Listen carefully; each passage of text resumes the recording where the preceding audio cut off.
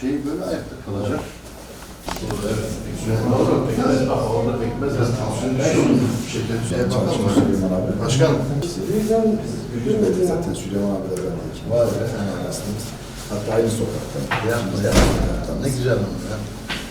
Şuraya bak. Bunda kesin bela arıyor. Bu ne ya bir yaptı? Ben de bildiğim şey yok. Bu Süleyman abinin oğlunun çalışması. Onlar hepsi öğretmenin tasarım çalışması.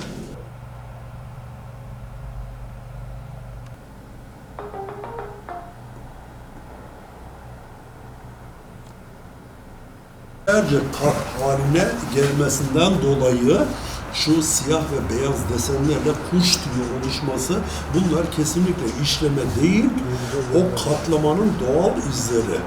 Burası bizim gönül bahçemiz.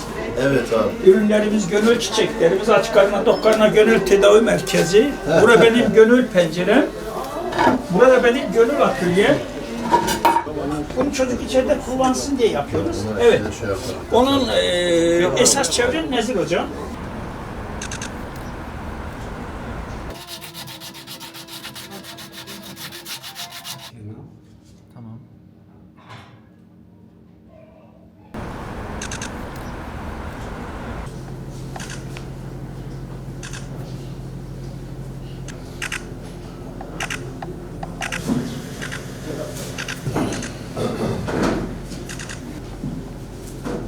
Teşekkür ediyorum.